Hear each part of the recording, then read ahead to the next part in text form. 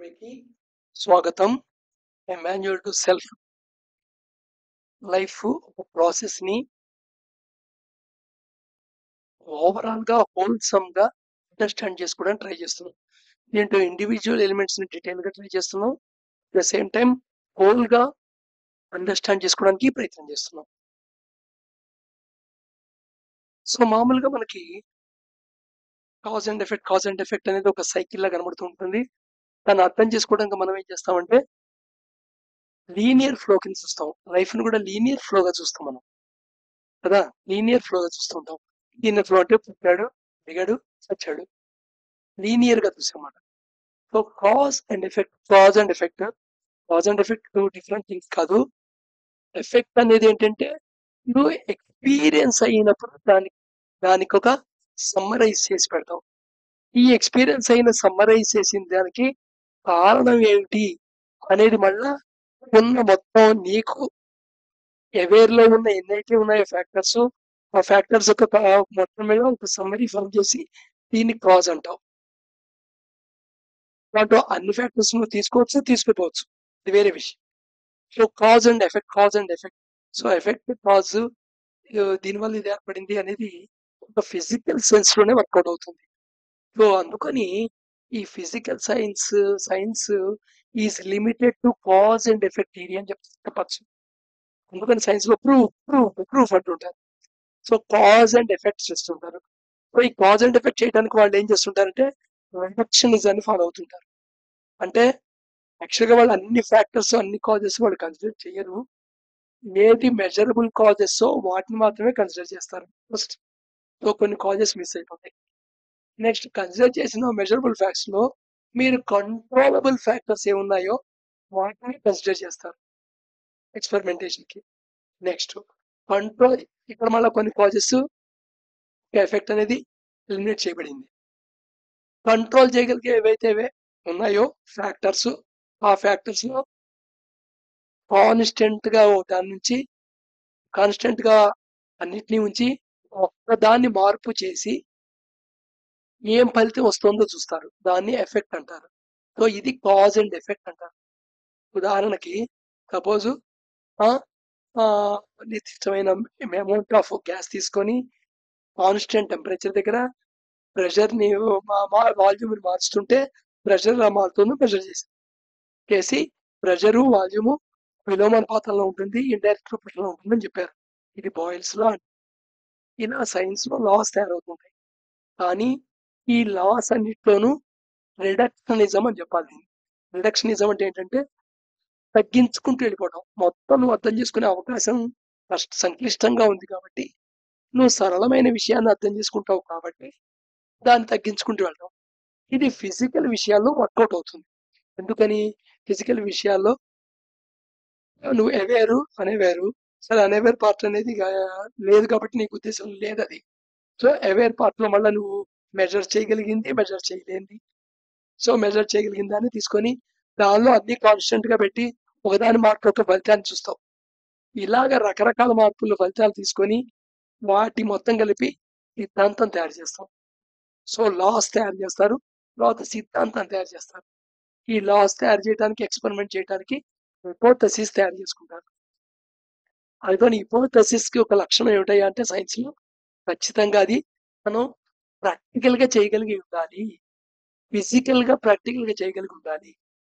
So physical గా practical గా చేయగలిగి ఉంటే దానికి దానికి పరిమితి, దాని సామర్థ్యము, దాని కాంపిటెన్సీ ఉంటుంది. సో ఈ ఎంటైర్ లైఫ్ ని అర్థం చేసుకుంటాం అనేది కేవలం ఫిజికల్ థింగ్ కాదు. ఫిజికల్ గా కేవలం నీ శరీరం, కన్ను, ముక్కు, చెవు, ఈ గుండె, లివర్, కిడ్నీ ఇంతే కాదు, కండరాలు, ఎముకలే కాదు. ఐఎమ్ హ్యావింగ్ ఏ మైండ్ లేదు, నాకు మైండే లేదు, వేరే విషయం. మైండ్ ఉంది అనేది నాకు ఒప్పుకుంటాం కదా. మన మైండ్ పదార్థం కింద చూపించగలవా? గుండెలాగా, మెదడులాగా చూపించగలవా? అది అవ్యక్తమైంది. అవ్యక్తమైన దాంట్లో కూడా సేమ్ ఇవే ఉంటాయి, మళ్ళా ఓల్డ్ ఫ్యాక్టర్స్ ఉంటాయి. సో అందుకని ఒక సిచ్యువేషన్, ఒక కంక్లూజన్ లోపల ఏర్పడింది, ఒక ఎఫెక్ట్ అయితే జరిగింది, పాయింట్ అనుకుందాం. ఒక క్షణం ఆ క్షణం అలా ఉండటానికి అని చెప్తున్నా ఇప్పుడు అనుకోని. ఆ క్షణం అలా ఉండటానికి చాలా ఫ్యాక్టర్స్ ఉంటాయి. ఇక్కడ చూడండి పక్కన బొమ్మలో రెండో బొమ్మలో చాలా బాణాలు పాయింట్లోకి వచ్చేస్తున్నాయి. అలాగే ఆ పాయింట్లోంచి కొన్ని బాణాలు బయటకు వెళ్ళిపోతున్నాయి. 3 డైమెన్షనల్ గా. ఇది 3 డైమెన్షనల్ గా చాలా బాణాలు ఒక పాయింట్ ని, ఈ పాయింట్ ఏమిటి? మూమెంట్. టైంలో extremely smallest moment, the smallest movement, but it continues. It is so smallest you can't perceive it. Once you perceived, it is a discrete thing. So నువ్వు అయిపోయిన విషయం అయిపోయిన తర్వాతే గమనించగలవు. ఈ క్షణాన్ని ఎక్స్పీరియన్స్ కాగలవు. ఈ క్షణం గురించి నువ్వు పర్సీవ్ ఎప్పుడు చేయగలవు? ఆ క్షణం దాటిపోయిన తర్వాతే. సో పర్సెప్షన్ అనేది పాస్ట్ కి సంబంధించిన స్టార్టింగ్ పాయింట్. మెమరీని ఎప్పుడైతే నువ్వు పర్సీవ్ చేస్తున్నావో అది స్టార్టింగ్ పాయింట్ అనమాట పాస్ట్ టెన్స్ కి. బట్ ఈ క్షణంలో ఎక్స్పీరియన్స్ ఏమవుతుందో ఆ ఎక్స్పీరియన్స్ లో నీ పర్సెప్షన్ ఏంటి, ఆ ఎక్స్పీరియన్స్ లో నీ యొక్క ఇంటర్ప్రిటేషన్ ఏంటి, ఆ ఎక్స్పీరియన్స్ నీ యొక్క అండర్స్టాండింగ్ ఏంటి.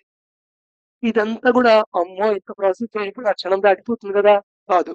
నేను మాటల్లో చెప్తున్నాను కాబట్టి, ఆబ్జెక్టివ్ గా ఇన్స్ట్రుమెంటల్ లో చెప్తున్నాను కాబట్టి లాంగ్వేజ్ లో అలా ఇది కానీ, బట్ మైండ్ అంత మైక్రో ఫాస్ట్ గా పనిచేయగలదు. ఎందుకని అంటారు, మనసు ఎక్కడ పడితే అక్కడికి ఎక్కువ వెళ్ళిపోగలదు, శరీరం వెళ్ళలేదు, కానీ మనసు ఎక్కడ పడితే అక్కడ ప్రయాణం చేయగలదు అంటున్నారు. సో ఇక్కడ పాయింట్ చెప్తుంది ఏమిటో, ఈ బాణాలన్నీ యారోస్ అన్ని ఒక చోటకి ఎమర్జ్ అవుతున్నాయి, ఒక పాయింట్ లోకి కన్వర్జ్ అవుతున్నాయి, అదే పాయింట్ నుంచి డైవర్జ్ అవుతున్నాయి. ఏ యారోస్ అయితే లోపల కన్వర్జ్ అవుతున్నాయో అవి ఆ పాయింట్ అలా ఉండటానికి ఫ్యాక్టర్స్, కాజెస్. కొరకగా చెప్పాలి, ఎఫెక్ట్ ఏమిటి? ఆ పాయింట్. ఈ ఎఫెక్ట్ యొక్క రిజల్ట్ ఏమిటి? అది నువ్వు పర్సీవ్ చేస్తుంది ఏమిటయ్యా అంటే ఎక్స్పీరియన్స్, బయటకు వస్తున్న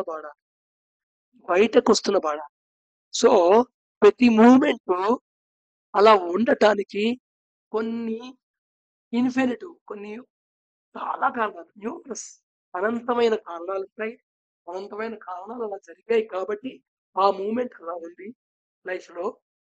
అలాగా ఆ మూమెంట్ నుండి అనంతమైన విషయాలకి అది ఫ్యాక్టర్ అవుతుంది, కాజ్ అవుతుంది, అనేకమైన విషయాలకి కాజ్ అవుతుంది.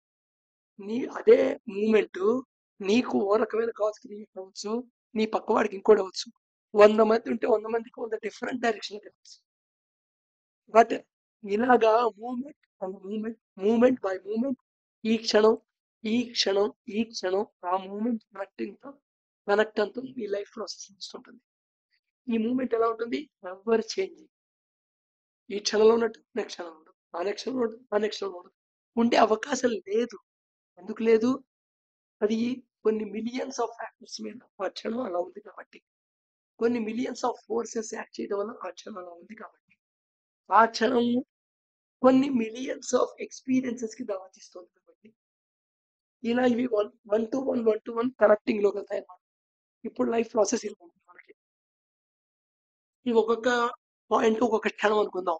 సో ప్రతి క్షణం ఒకదాని ఒకదానికి కనెక్టెడ్, ఒకదానికి ఒకటి కనెక్టెడ్.